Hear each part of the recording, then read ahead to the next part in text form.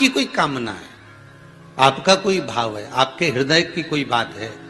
जो बहुत दिनों से लगे हुए हो, और बाबा हो सकता है कि किसी कारणवश पूर्ण ना हो रहा हो। कई लोग कह भी देते हैं गुरुदेव, कोई कोई कहते हैं, जैसे आज कोई कह रही थी बच्ची की मैंने शिव महापुराण में पशुपति व्रत सुना और उसको करा, उसका लाभ मुझे मिला। मेरे पति ने भी करा, उसका भी लाभ मुझे मिला। पर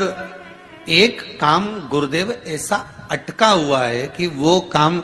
हम करना चाह रहे हैं, व्रत भी कर लिया, अनुष्ठान भी कर लिया, पर फिर भी वो व्रत के कारणवश भी वो कार्य नहीं हो रहा। तो समझना कि कोई कार्य बड़ा भारी होगा और बाबा उसको कर नहीं रहा है, या कोई काम अटक रहा है। तो हमने पहले भी कहा, ये बीच की जो पत्ती है ये देव अधिदेव महादेव है, ये ब्रह्मा, ये विष्णु है। इन दोनों पत्ती के मिलन से लेकर इस पत्ती के बीच की जो डंडी है, ये नीचे की डंडी का वर्णन नहीं कर रहे हैं, इन दोनों पत्तियों के बीच में जो डंडी है बची हुई,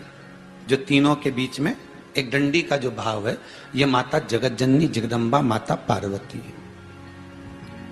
इस डंडी के नीचे का जितना भाग है ये 33 कोटि देवताओं को दर्शाता है। बेलपत्री के नीचे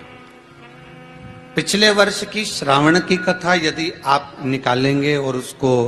पेज पर जाकर आप सुनेंगे तो आपको प्राप्त होगा कि उसमें भी कहा था कि जब आप पशुपति व्रत कर रहे हो या कोई नियम धारण कर रहे हो या कोई आपने नियम उठा रखा है और वो कार्य आपका हो ही नहीं रहा, आपने 2 बार पशुपति व्रत कर लिए, आपने ये कर लिया, आपने प्रदोष कर लिया, आपने सोमवार कर लिया, आपने सारे अनुष्ठान कर लिए, बहुत सारे उपाय भी करे तो भी नहीं हो रहा है, तो इस बीच वाली पत्ती पर शहद लगाकर बाबा का जो शिवलिंग है उस शिवलिंग को इसको छुआ दीजिए या उससे चिपका दीजिए और उस पर अपनी हथेली रखकर कामना कर कर वापिस घर को आ जाइए।